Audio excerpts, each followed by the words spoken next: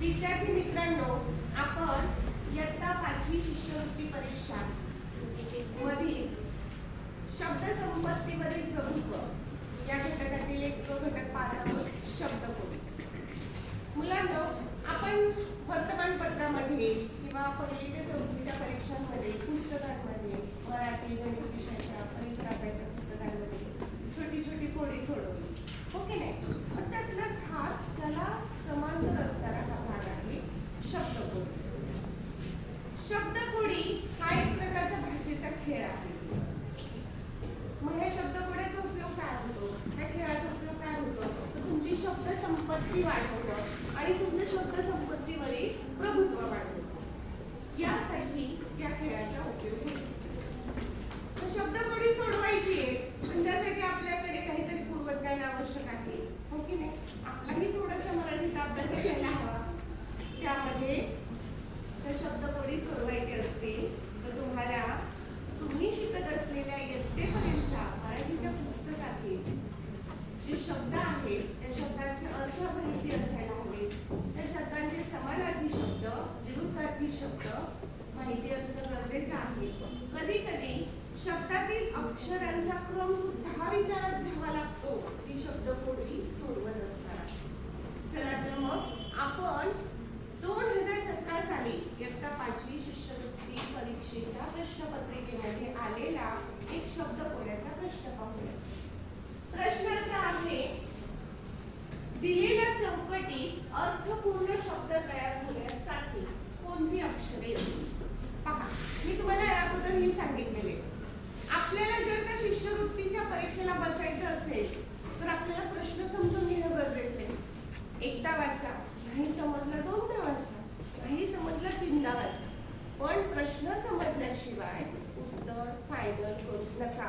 प्रश्न समजल्याशिवाय अचूक पर्याय कोणता आहे हे आपल्याला निवडणं अवघड जातं.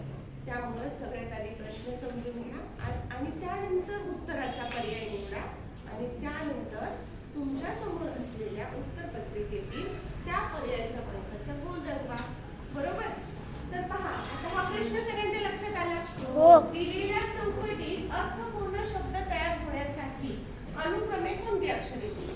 पहा, आता अशा पद्धतीची ही चौकट आहे. प्रत्येक ठिकाणी अवर अनुस्वार आहे.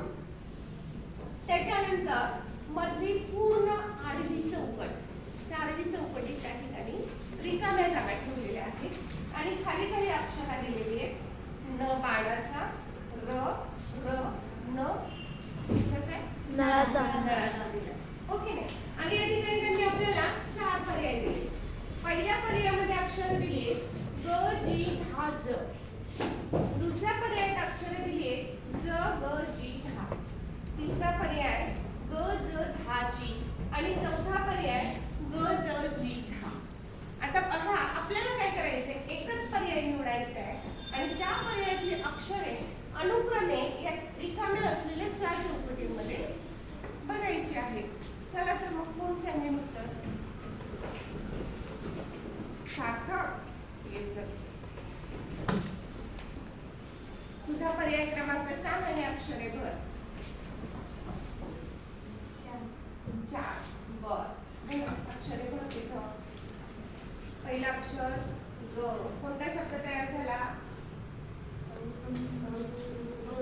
अंगण. हा. दुसरा अक्षर कोणता? ओके. तिसरा अक्षर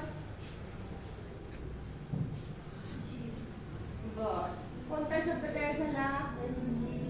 आणि चौथा अक्षर कोणता शब्द तयार झाला? बर. सगळ्यांनी सार्थकसाठी एकदा टाळ्या वाजवा. सार्थकनं जे उत्तर सांगितलं ते बरोबर आहे का रे? नाही. पण सार्थकचं पण विशेष कौतुक, कारण त्यानं धाडस केलं. उत्तर सांगण्याचं त्यानं धाडस केलं, म्हणून सार्थकचं सुद्धा विशेष कौतुक. आणि आपण आता सार्थकला पण उत्तर समजणार आहे बरं का काय आहे ते. गुड. आणखी कोण सांगते?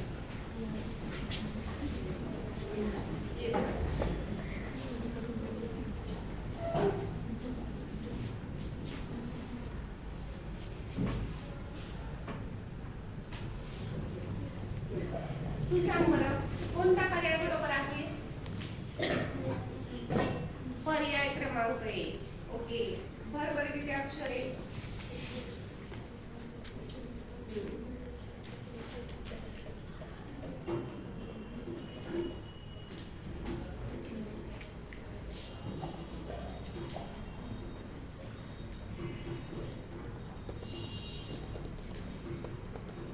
पहा, या बाळानं 4 पर्यायांपैकी पहिला पर्याय हे उत्तर म्हणून निवडला आणि त्याने अक्षर भरली.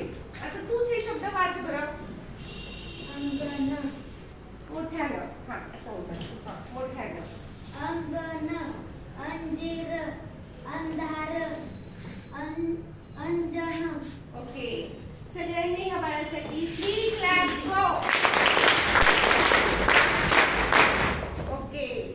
आता यानं भरलेला जो पर्याय आहे उत्तराच्या रिकाम्या चौकटीमध्ये तो बरोबर आहे का? हो. यानं काय केलं बरं? ह्यालाच कसं काय बरोबर उत्तर टाकता आलं? कारण यानं प्रश्न मनापासून व्यवस्थित वाचला आणि प्रश्न काय केला? समजून घेतला. काय केला प्रश्न? समजून